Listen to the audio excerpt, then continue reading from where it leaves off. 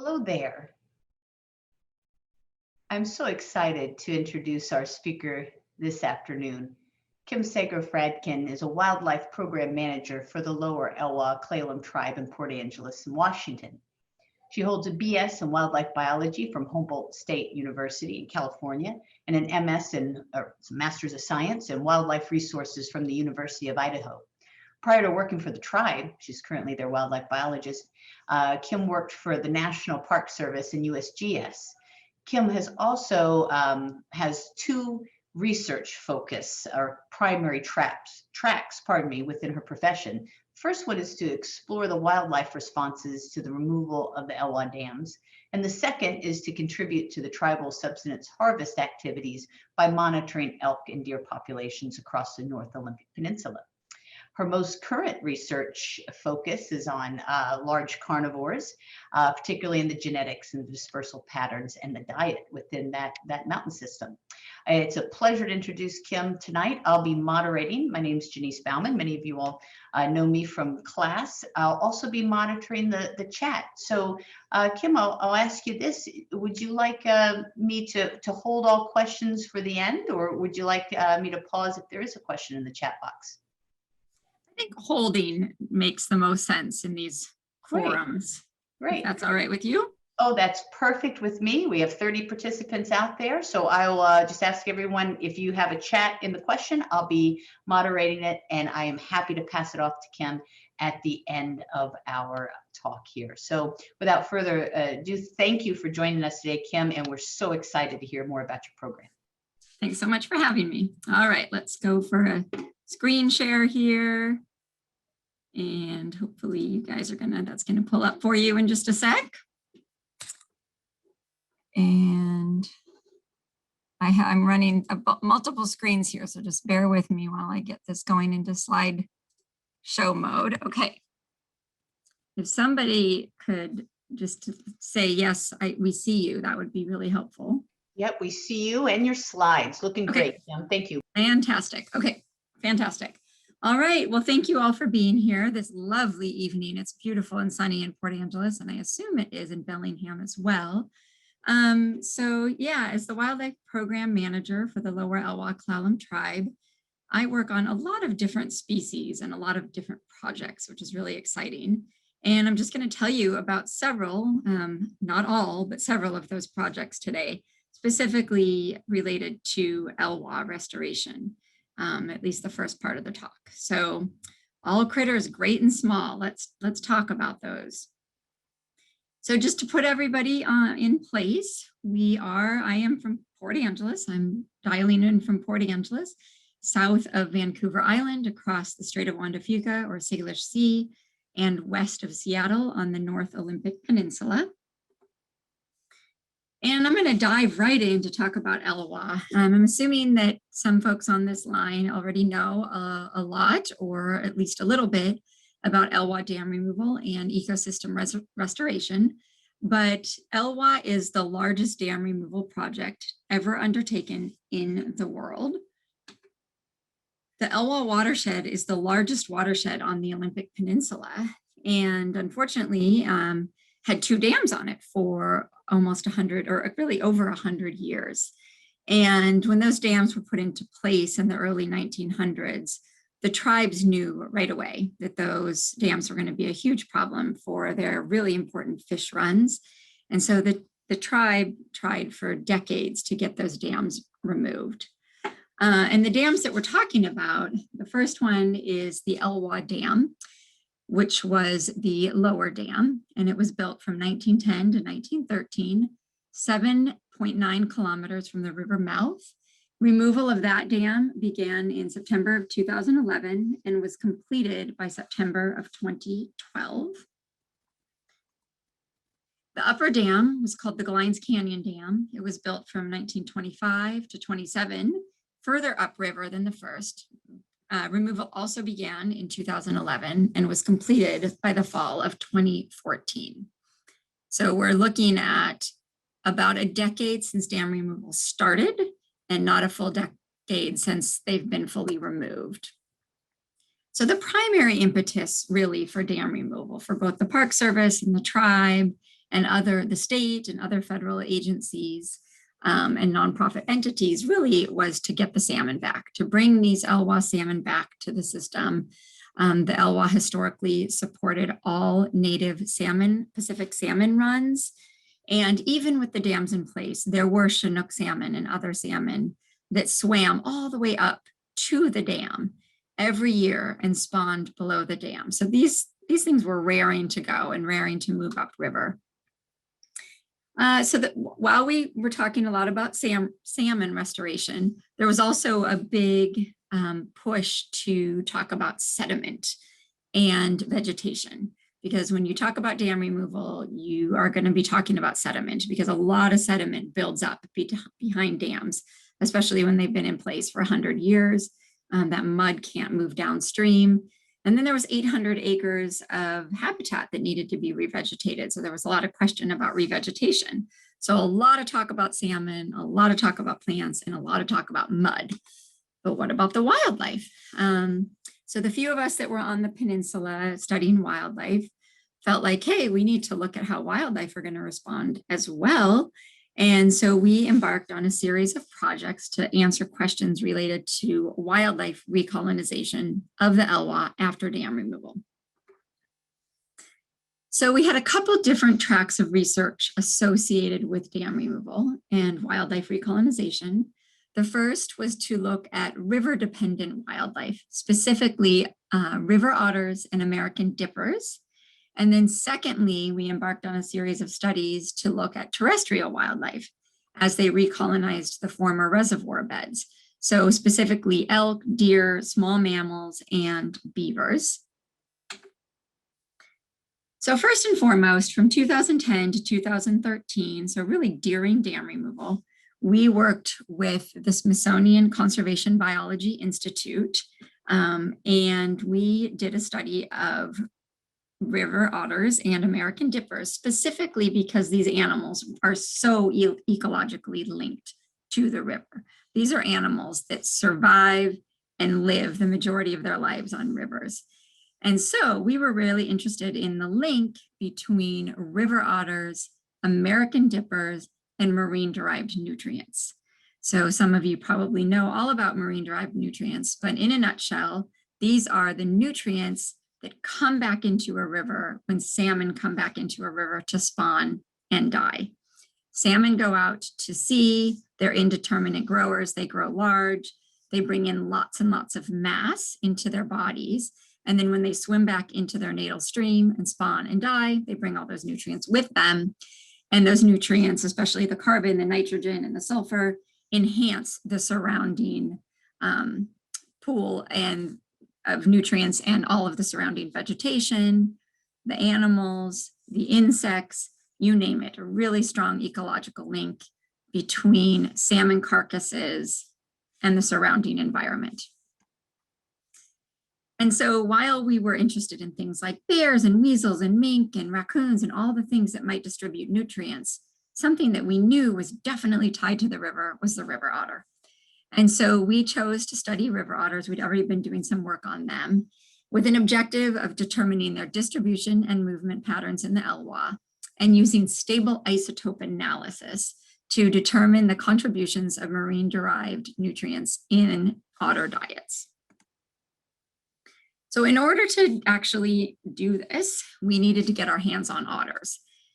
We had previously done some more non-invasive sampling, but we really needed to understand how otters were moving around their environment and actually collect some samples from them.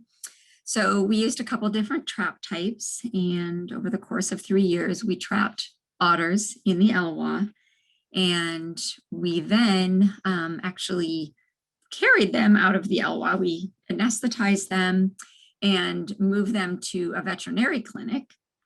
So that was always exciting, having an anesthetized otter in the car with you. And then we would get them to a veterinary clinic in Sequim, and we were actually conducting a surgery on them where we would implant a radio tracking device into their peritoneal cavity so that we could continue to follow them later using radio tracking. We also collected several biological samples. So we collected fur or hair for stable isotope analysis, we collected blood, and we also collected a toenail. And from these, you can actually get information that tells you how much marine-derived nutrient is in that animal's diet. So you use a mass spectrometer. Our partners at the Smithsonian did all of the stable isotope analysis at the Smithsonian. And in general, the more enriched isotope that you see in a tissue, so the higher ratio of marine-derived carbon and nitrogen, means that that animal is consuming a higher proportion of marine-derived food, like salmon. So once we put the radio implant device in the otter and collected samples, we would let the otter go back into the river. Over the course of the study, we tagged 14 otters. They were a bugger to catch, actually, especially the females. We got 14 otters and we implanted them with radio tracking devices. And then we went out and we physically had to track them. These were not GPS tracking devices. You really can't put one of those on an otter. You really need an internal tracking device. So we went out and used VHF telemetry, and we found that otters not only stayed and moved around the Elwha watershed widely, but they also moved up to 18 miles west and 9 miles east out into the Strait of Juan de Fuca. They moved into here's Port Angeles. So they moved into Port Angeles Harbor, right, like along the waterfront trail, practically right in downtown Port Angeles. They used the waterfront trail. They also moved west. And then when we overlay this movement data with the actual results of our stable isotope analysis, I've reversed some axes here, so let's not get confused. So what we have here is as we go down this axis, we have increasing marine-derived carbon and increasing marine-derived nitrogen. So animals that were caught high in the watershed prior to dam removal, like this red otter, these are all of her radio tracking points. She was moving throughout the upper parts of the Elwha. She had the lowest contribution of marine-derived carbon and nitrogen in her diet, presumably because she was not accessing salmon resources. Unfortunately, she ended up being killed in the state rearing channel by the state because she was eating endangered Chinook salmon, and that didn't sit well with anybody. So we did get a second sample from her after she'd been killed and after she had been eating Chinook salmon. And we could see a bump in the contribution of nitrogen and carbon in her diet due to that salmon consumption.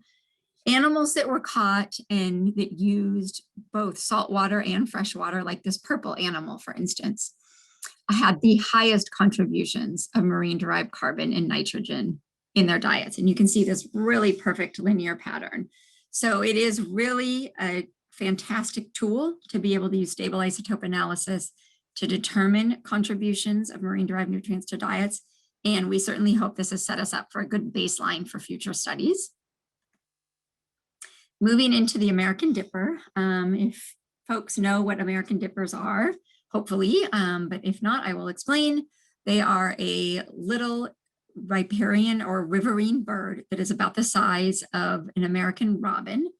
And they eat not only aquatic macroinvertebrates and insects, but they also eat salmon fry and salmon eggs. And they are very strongly ecologically tied to river systems. So with dippers, we were really interested in examining their body condition and their demographics in relation to marine-derived nutrients across 4 different watersheds. In order to do that, we banded dippers and used stable isotope again in the same way that we did with the otters. And we studied dippers again across 4 watersheds. So remember, we started this work prior to dam removal. So in the red are areas that were impassable to salmon. So these are areas where dippers did not have access to salmon or salmon nutrients. And areas in the yellow were rivers with extant salmon runs. So the dippers had access to salmon. Over the course of our study, we banded 246 dippers across those 4 watersheds and collected stable isotope, or collected samples for them for stable isotope analysis. And we found some really cool results with the dippers. So first of all, did salmon influence life history variation? Yes. Adult dippers that had access to salmon were 13 times as likely to be year-round residents on their river compared to dippers that did not have access to salmon. So when they had salmon, they stayed in their territories year-round. Moreover, when they had access to salmon, they were 20 times as likely to attempt multiple broods in a year. So have more than one nest. They have one nest, they would fledge their young, send them off into the world, and then try to have a second nest right afterwards. This is super important because if you're a wild animal, you want to get your genes out there. And in this case, double brooding is the primary driver of lifetime reproductive success. So it's pretty cool that dippers with access to salmon were more often than not having more than one nest in a year.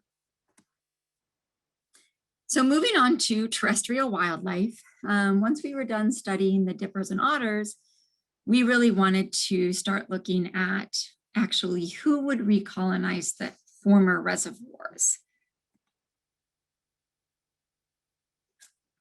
So we received funding from the from the U.S. Fish and Wildlife Service, and we worked with the USGS, the Park Service, the tribe, and actually John McLaughlin at Huxley, who did an avian component of this work. Again, just to remind you, we've got the lower and upper dam. The former Elwha Dam created the Aldwell Reservoir, and the former Glines Canyon Dam created the Mills Reservoir. So just remember, lower in the basin, lower in the alphabet, upper in the basin, higher in the alphabet. So once dams came out, there was over 800 acres of new habitat for terrestrial wildlife. So gosh, how were they going to come back? And we were really interested because wildlife play a huge role in restoration. In the early stages, when they're just recolonizing, the really mobile wildlife might be moving seeds around. They might be girdling trees and damaging trees. As recolonization and habitat restoration continues, you've got things like beavers that come in and start manipulating their environment. You've got deer and elk that come in and start foraging on the new vegetation. And then as we move through time and have restored ecosystem function, we're talking about nutrient transfer. We're talking about bears and salmon carcasses and bears moving carcasses around, and really a fully restored complement of wildlife species. So we employed a bunch of methods to study wildlife recolonization. We did small mammal trapping surveys. We did ungulate pellet surveys looking for presence, absence of ungulates. We also did ungulate browse surveys looking at the impact that deer and elk had on vegetation. And then finally, we did beaver surveys. So in order to document small mammals, we basically had a series of trapping plots across both reservoirs. And from 2014 to 2016, we set up 18 small mammal traps on each one of these plots. We would set the traps on a Monday, bait the traps with a mixture of peanut butter and oats. And then we would come back every morning and check the traps to see what small mammal species were using the reservoirs. Over the course of our study, we got a wide diversity of species. The vast majority of what we got were Peromyscus, or the mice. We also got weasels, we got wood rats, voles, shrews, jumping mice. But again, if we look at numbers over the course of the years, the Peromyscus, or the mice, the deer mouse and the Keen's mouse, were the most common across all 3 years, and most common in the Mills Reservoir compared to the Aldwell Reservoir. And you can see that all other taxa were found in much smaller numbers on the reservoirs. So the Peromyscus were definitely the intrepid explorers. But over the course of the study, we ended up finding 14 different small mammal species, and 13 of those were found on the upper reservoir, Mills. So a little bit more species diversity on the upper reservoir. We also did beaver surveys. Beavers are really important. They do modify their habitats.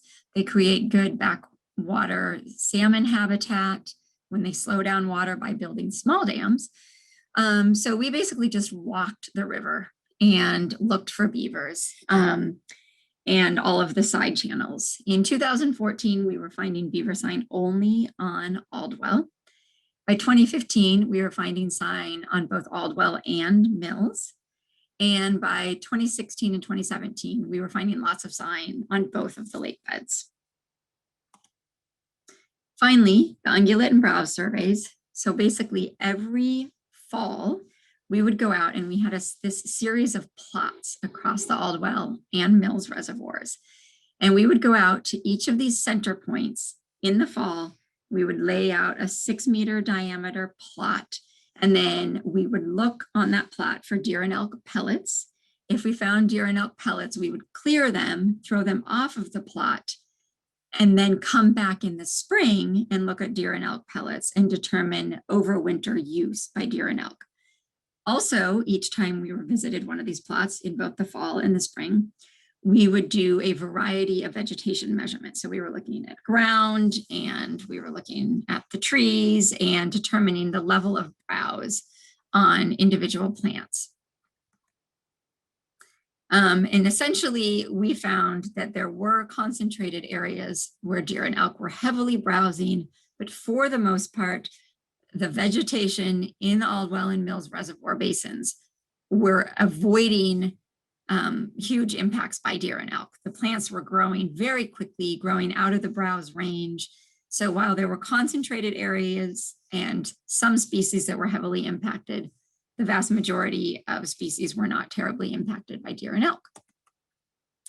So for a summary of the Elwha research, before I move into some of our carnivore research, just a reminder that we did find that marine-derived nutrients were available to otters and dippers, where salmon were found in the Elwha and other rivers, with those documented positive life history results, in particular for the American dippers. Small mammal species composition has definitely increased across the both former reservoirs since dam removal, especially on Mills. Beavers have successfully colonized both reservoirs.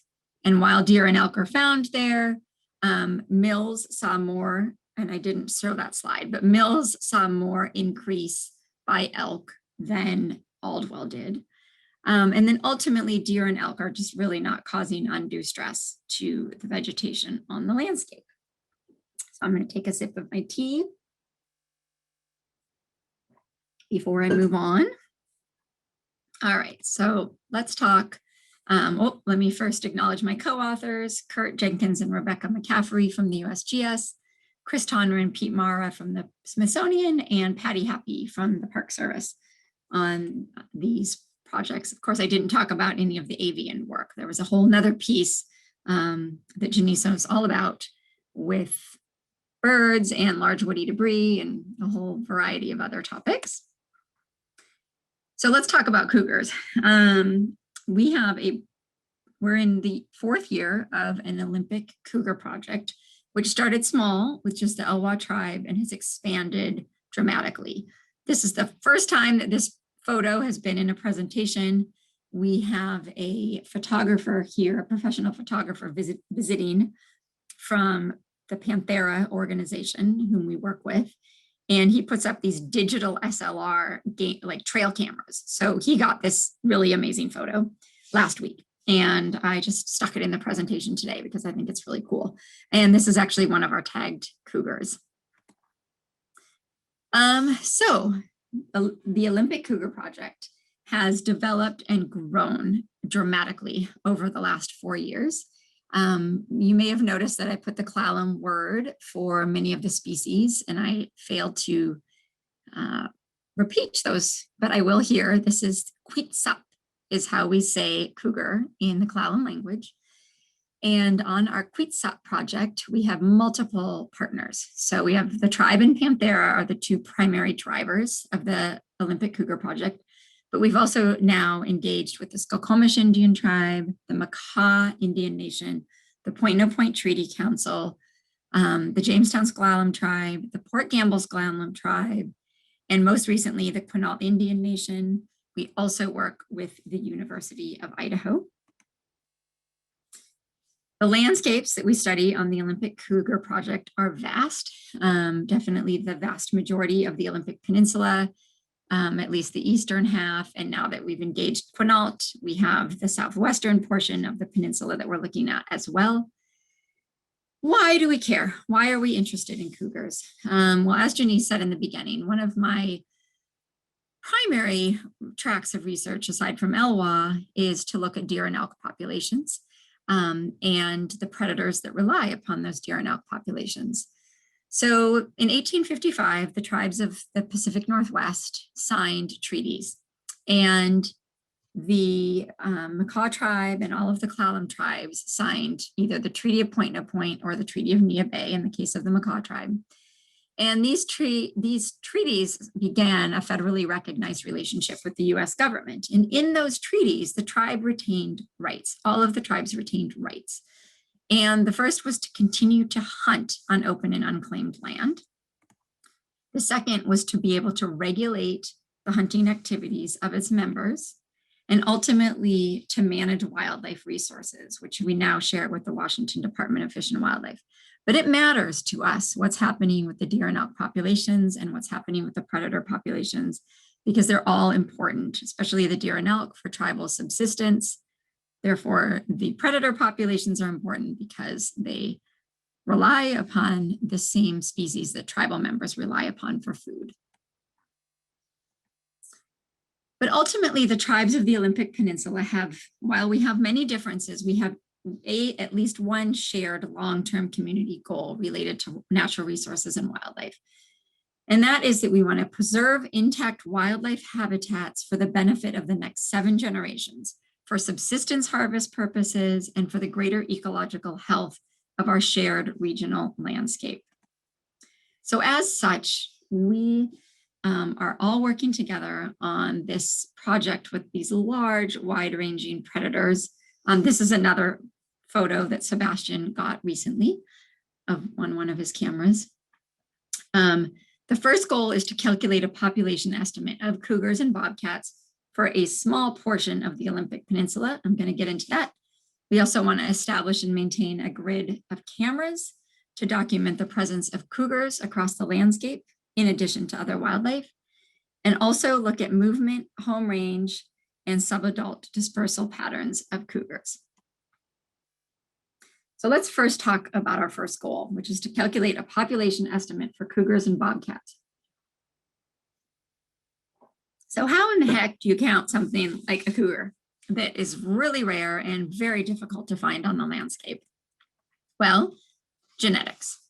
And so we chose to get genetic samples from cougar poop, and how we were going to find the cougar scat was we used scat detection dogs. So originally we used a group called the Conservation Canines out of the University of Washington in year 1 of our study. Ultimately, that group kind of disbanded, and a lot of the handlers and dogs left and created a new program called the Rogue Detection Teams. And so we moved over with them and started to use the rogue detection teams. And essentially, this group trains kind of untrainable dogs, like the kind of dogs that you find at pounds that are just really crazy and really fetch obsessed. And they train these dogs to actually find specific cougar scat, or even like human trafficking victims, or orca scat, or bat hibernacula, anything they can train these dogs to find. And so we used dogs that were specifically trained to find cougars and bobcats. And then these dogs, 1 dog and 1 handler, we had them come out each spring, actually 2 dogs and 2 handlers, and they would split up the study area. And we had these 32 square kilometer cells. And essentially, I guess 36 square kilometers. Essentially, they would come out and walk these cells, and we had 32 cells. That's where I just got confused. We had 32 of these cells, And they would walk a cell each day. And when the dog found a scat that it identified as cougar or bobcat, the dog would get rewarded with 3 minutes of tennis ball play. So this is how you award an obsessed dog and get them to find scat, is you give them a tennis ball. And then they would collect, the handlers would collect the scat and bring it back to us. And then we would process the scat. And over the course of the year, you can see over the course of the years, we got anywhere from 162 all the way up to 297 scats over the 32-day sampling period. And we have Cameron Macias. And Cameron Macias is a Lower Elwha tribal member. And she's been working with me on wildlife projects since about 2014, I think. And we actually wrote Cameron into our grant to study cougars. And Cameron is now going to the University of Idaho. She started as a master's student. She is now working on a PhD to identify how many cougars and bobcats are on the landscape using scat. So she gets the scat, she takes the cells from the scat and first looks at whether the species call was made correctly. Was it really a bobcat and was it really a cougar collected? And then she takes the next step and is genotyping to individual animals so that she can ultimately use a tool called mark recapture population monitoring to come up with a population estimate. And so stand by for that. Cameron is actually converted to a PhD program and is incorporating even more bobcat work. So she's going to be busy, but we will ultimately have some population estimates for the north part of the Olympic Peninsula. A second goal of the overall Olympic Cougar Project is to establish and maintain a grid of cameras to document the presence of cougars across the landscape, in addition to a variety of other wildlife species. So let's talk about that. Within the camera grid, we got a couple new big grants, and within those grants, we have a couple objectives related to cameras.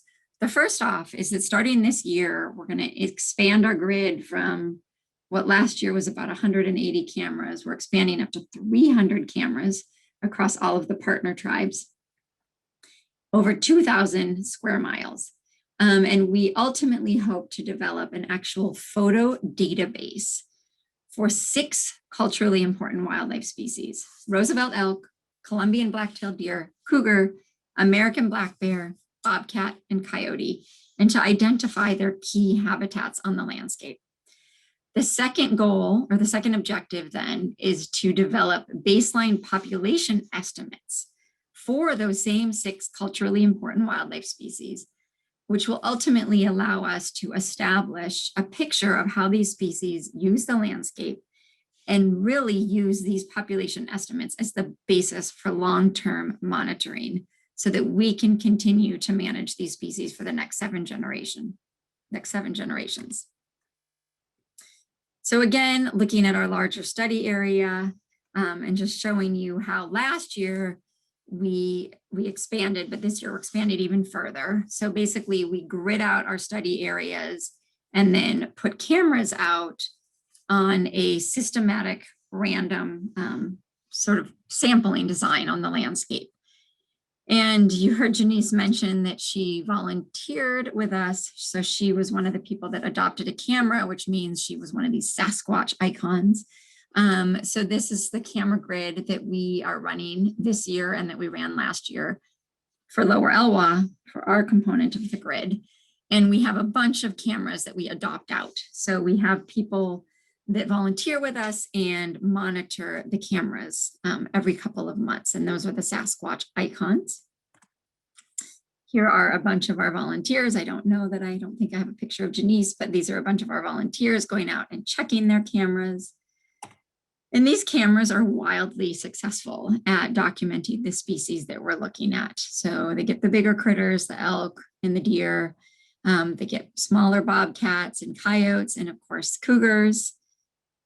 And they never know that the cameras are there. I mean, these cameras are so hidden that the wildlife never can figure it out.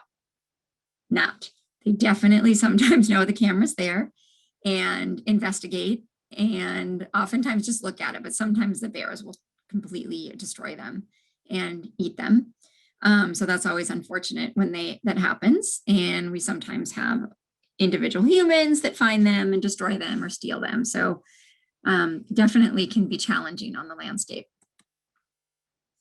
So you might think, oh my gosh, 300 cameras deployed for 6 months a year. I didn't tell you the 6-month part, but that is a lot of images. And indeed it is. Just on our camera grid last year, we got 175,000 photos. And so that is a lot of people power to go through all those photos.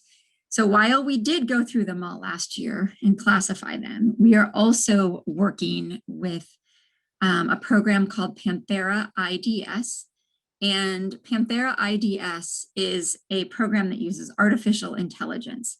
And we are currently training that program to identify wildlife in photos specific to the Pacific Northwest.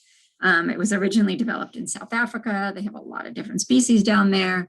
So we had to train it for our area. So hopefully by next year, we'll be able to put our, 300,000 images into this classifier and not be manually looking through every photo. We are also using new statistical models to come up with population estimates. So there are 2 new models, one called time to event and the other called space to event, which will allow us, we hope, to actually get population estimates for the variety of species that we are looking at.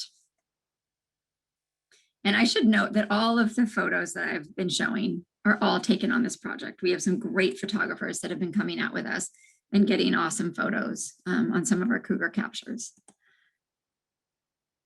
So finally, the third piece of study is to look at movement, home range, and subadult dispersal patterns of cougars, and also to understand their diet. In order to do this, we need to get our hands on cougars. We really want to understand habitat connectivity in particular. And we feel like cougars are a really good umbrella species for all of the other species of interest. They tell us where the excellent movement corridors are. They tell us where the intact habitats are. And so we are using them as an umbrella for all other species of importance to us. And why do I keep talking about connectivity? Well, we care about connectivity because we're kind of like an island over here on the Olympic Peninsula. And in order for wildlife to move on to or off of the Olympic Peninsula, they essentially need to cross Interstate 5 south of Olympia, which is no small task. They need to swim the Columbia or swim across a series of waterways. And we really want to understand if any animals, or especially if any cougars, are doing that. We're also interested on the Olympic Peninsula. We feel like we're seeing a lot of habitat loss, a lot of development, and that ultimately we're going to be a climate refuge here on the peninsula as the southern parts of the United States get warmer and warmer and people start to move here. So how does this all fit together? We really want to use cougars to help us understand the important habitats on the peninsula. So ultimately, over several years, multiple tribes have worked on cougars previously. Our goal right now is to color an additional 20 cougars a year for the next 3 years. We at Lower Elwha, over the past 4 years, have radio colored 22 cougars. Skokomish tribe has radio colored 23. The Makah has radio colored 8, and the Quinault has radio colored 8. So we're going to continue adding on to these numbers. And I must say that we couldn't do this without hounds. We do use snow tracking, and we use cameras to find the cougar tracks in the first place, but we ultimately find the cougars using hounds once we know we have a cougar in the area. We actually tree the cougar, we dart the cougar, and then get it safely out of the tree. But we tree them using hounds. Once we have a cougar safely on the ground, we quickly process it. And our priority is making sure that the animal is safe and healthy and breathing well and that its temperature is good. And then we put a radio collar on the animal. And once we've done that, we are able to get a map like this. So what we have here is kind of a messy map, but ultimately it represents all of the different cougars we've caught just this year, or I guess since 2018. And you can see that we're really starting to cover the peninsula with cougar locations. We kind of have a gap, certainly in the middle, because we're not working in Olympic National Park right now, and along the Hood Canal, but we're really starting to cover this landscape. And just to give you a sense of how that looks a little bit closer up, here we have a map of really just the movements that cougars have taken as they move across the landscape. And we can see that we have a couple adult females tagged. I'm just showing you about 5 of our cats here. And adult females generally are having much smaller ranges than the adult males here in yellow and green. And we do have dispersals, and that's what we're really interested in, looking at where dispersing cats go. So this is a dispersing subadult female that has just dispersed from her mother. We've also had some dispersals of males that have gone all the way down south and all the way to the Columbia River. So the males will move wide. We've had one cat that swam 1 kilometer in southern Puget Sound, but still didn't make it all the way across. And one cat that made it to the Columbia River and turned around. So nobody's left the peninsula yet. We also can learn a lot about diet and sort of the composition and the complement of other species that use cougar kills. So we have GPS radio collars on cougars, which is how we get all that great data. And when cougars spend more than 4 hours on the ground within a 250-meter radius, we hike in and we see what the cougar did there. If we find a kill, like is shown here, an adult elk, we will deploy a camera, a video camera on the kill and get a bunch of really cool footage. So now I'm just going to show you some fun videos, and that's how we're going to wrap up this presentation. Here we have a female whom we call Gypsy and her young daughter Dee Dee, who's about to come in. And hopefully you can hear this, although I'm not sure you'll be able to. But this is Dee Dee coming in and chirping at her mother. And they are eating off of a large roadkill, actually, bull elk. This photo we just got a few weeks ago. This is just a fun one. This is one of our more recently collared cougars. We call her Tatau. And she is sleeping as her 6-month-old kitten works on this deer that they've been eating. So these cats learn a lot from their mothers, and this mom is just tired out and she's ready to just let her little one go ahead and eat and play with this meat. So this is a fun new video. This one is especially exciting to us. This is a cat we call Moses. Unfortunately, his collar is no longer working, but Moses uses the Elwha. And this is actually Moses on an elk kill in the Mills Reservoir. So this is like all of our work coming together. Moses went into that restored habitat on Mills. He killed an elk, and then he sat there over the course of a week and consumed it with a cacophony of frogs in the background. Again, I'm not sure if you can hear that, but here he is on his elk in a rainstorm. We also are able to identify cougar dens, which is really exciting. So here we have a mother. This is actually Gypsy again. So she was the mother of Dee Dee on the bull elk. This is a second litter that she had. And this is loud. So these are the kittens squawking for mom to feed them. So she has come in to the den, and here she's actually moving them around. So there's one you can see trying to crawl along, and then whoop, she's gonna move that one right along. Come back for the other one. This is our female Charlotte. This is the second litter that we have documented her with, and 3 kittens, which is pretty exciting. Unfortunately, Charlotte's collar fell off last week. So that's a bummer because we were really hoping to continue to track her and these kittens. And excitingly, oftentimes we get other species coming into these kills. Oops.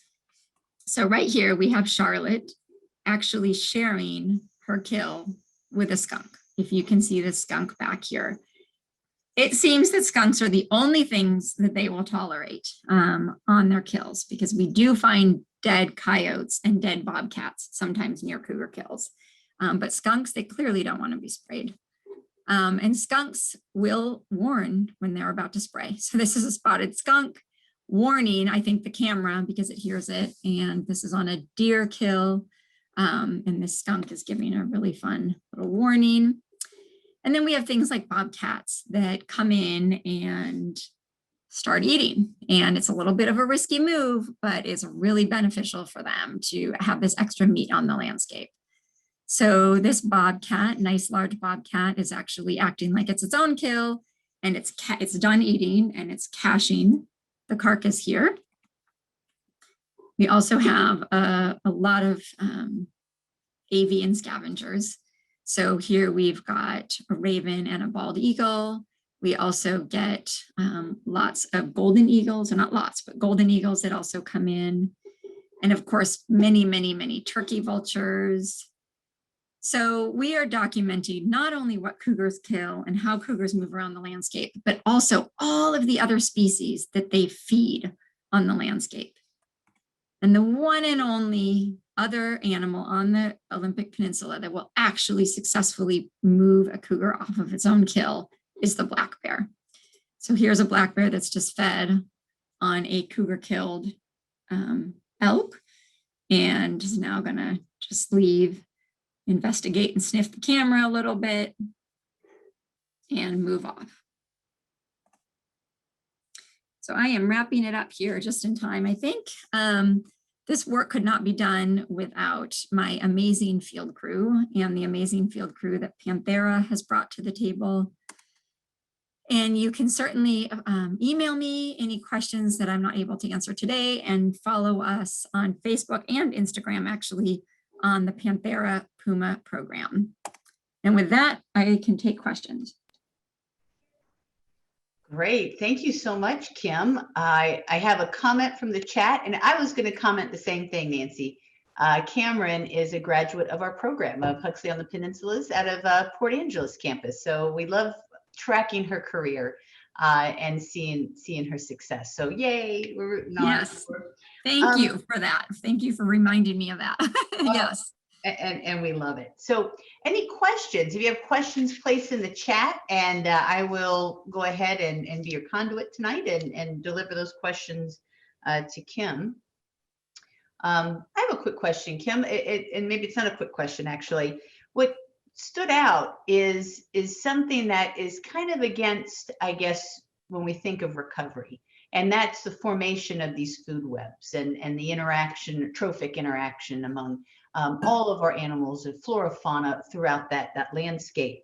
You had mentioned that there was an otter that was a bit unruly and was essentially put down, right, for eating salmon. And I was just wondering, just as a wildlife biologist, if you could maybe reflect on that, and what's your opinion? Is that something that's concerning, or is it more, if you're setting a goal and the goal is salmon restoration, then there are some things about the job that might not be, you know, as ecologically trophic. So I'll hush. Yeah, that was a hard one. You know, Chinook salmon are endangered. And so I understand why the state felt the need to do that, but it's, you know, it's certainly part of the food web for predators to find prey. And that animal just happened to find prey that was a little bit too easy, and she paid with her life. So while it was a huge disappointment to us, we've worked a lot with the state rearing channel since then to try to secure their facility so that otters don't continue to get in, because, you know, those predators will find things and those otters will find things. So there are certainly enough otters on the landscape to, you know, survive that kind of loss. but the state rearing channel does, has taken other otters to protect their salmon. So sometimes you have to decide, don't you? I mean, and there are many ecosystems in this country and in the world where predators get killed to save prey, and especially endangered prey. And that is an amazing topic of conversation, and a lot of things can be said about it, but it ultimately, you need to find a balance, essentially, in sort of, and you can't ever quite decide who's more important, but in this world, it seems that sometimes the endangered species is more important. Right.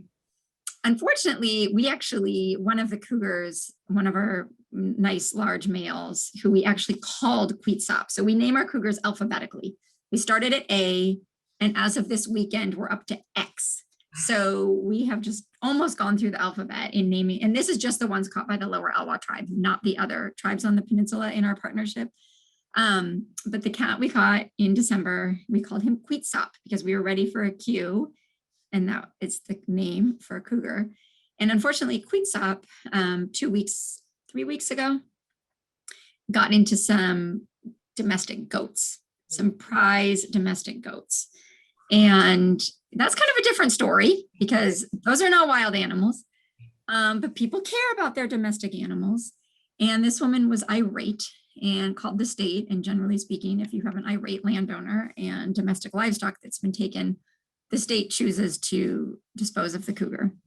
And so Mark and I, Mark is my Elbrock is my colleague at Panthera, and he and I had to go up, and we actually sat there to bear witness to this, but we did watch our collared cat be shot, and it was really unfortunate. And that's, this is why we want to understand these corridors and important habitats, and why we want to understand development, because this matters, where we have humans intruding in wildlands. These conflicts will happen, whether it be between otters and salmon or between cougars and domestic animals. It's an unfortunate consequence of us expanding our range into their range. That is exactly tough. Like I said, it's not an easy answer or an easy decision either, but sometimes when it interfaces with human safety, I guess the decision's a little easier, endangered species, but it's still complex. What I love is that movement that you captured. I remember in my schooling being told females don't really move around the landscape. Females sit there, right? And they're a very passive gender within the wildlife species. And then I had a friend who was doing her PhD with me, and she was studying mice, and she found similar data that you did. Their range might not be as large, but the movement was apparent. So I guess this is more of a comment. Yeah. So neat to see the technology develop and other diverse eyes on the science that tells different stories. So that's really cool that you picked up. Yeah. Cool. There's a couple questions here. Let's see. How can you volunteer to monitor a cougar camera? You can send me an email and tell me, where you're located and sort of how far you're willing to travel. And we're working right now, the Jamestown and Port Gamble tribes are deploying their cameras. We're starting to deploy ours this week as well. So this is starting for the year. We deployed, I think my crew deployed 13 cameras today, and they've already deployed a bunch of their cameras. So if you can access the Olympic Peninsula, and especially because you guys are many on the peninsulas, send me an email. That's how you can do it. Great. And I'm going to go back to there we go. I'm going to go back so you can see my email address up there. Thank you. And I'll follow up, and I'll post your email in our module as well, so in case they lose it. Kind of a follow-up on that. How do the cougar monitoring colors stay on? You said there has been some that have noted falling off, and how do they take them off, or what happens? And my own question in this, do they ever get caught up on anything out there? I have props. I didn't intentionally have props, but I do. Hold on. Okay. Okay. We had 2 collars come off of cougars last week. Okay. This is actually, I have 3. So this is what the collar looks like. This is qawicăp's collar. Okay. And this, unfortunately, well, we had to take off him because he died. He got shot. This mechanism right here is called a drop-off mechanism. And This is the GPS antenna. This is the battery pack and the GPS unit where the data are stored. I didn't tell you, because there's a lot of nitty gritty, that ultimately these get locations every 2 hours, and then twice a day, the data are sent through a satellite system called the Iridium satellite system that sends the data back to us. So we can look at a website every day and see where the cougars have been. But this drop-off mechanism right now, it falls off the animal after 2 years. It breaks apart, and there's a break in the fabric, and the collar comes off the animal. Unfortunately, Charlotte, who I told you about, you saw her a couple times with her little kittens. Charlotte, unfortunately, dropped her collar last week prematurely. One of the Panthera employees went in to look at one of her kills, and he found her collar. It somehow got loose here prematurely and unfortunately came off of her. So sometimes they come off. Also last week, a collar that the Quinault tribe had put out on, they put out 3 collars on 3 siblings. Well, apparently the siblings like to chew on each other. And so they totally destroyed the collar. And we had to recapture the animal and replace his collar. So maybe it'll be destroyed again, but yeah, those are my props. So yes, the collars do come off after 2 years. Wow. I see here's, okay, cool, got that. And then here's another one. How often are otters interfered with? And are there some parameters within which otters must fit? And are they river otters then, and not sea otters? And are there issues with sea otters at all with the wildlife interference? And what do you, okay, well, first let me say they're river otters, even though they use salt water, and I should have clarified that in the beginning. We rarely have sea otters in the Strait of Juan de Fuca, very, very rarely. But river otters are misnamed. They should not be called river otters because they use salt water a lot. And we do not, where we are, have river otters and sea otters interact. And I don't know how often they do in other places.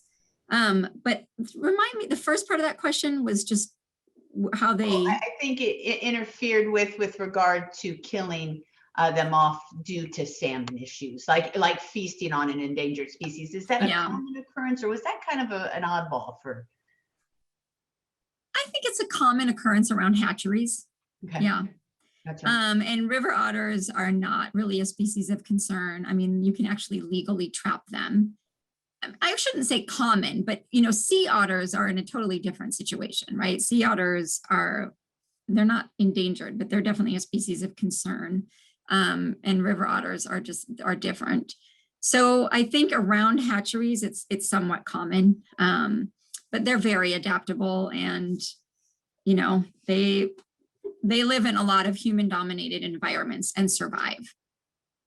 Okay. So I think around hatcheries, they will be killed, but for the most part, they are able to be left doing their own thing, even in human-dominated environments. Okay. Yeah, Thank thanks. you for that. Yeah, and I'll just just a comment on that, and then I'm going to be conscious of time, and your time especially, Kim, is that a couple weeks ago, I saw 22 bald eagles at the mouth of the Elwha River, and someone had told me, yeah, the hatcheries are releasing fry, and that's their migration. So just kind of on that, I guess that's a tough one, right? Because you have the bald eagle, which skirts, the endangered species, and then the target salmon hatcheries. I take it there is no intervention there, correct? Right. But it was a feeding frenzy.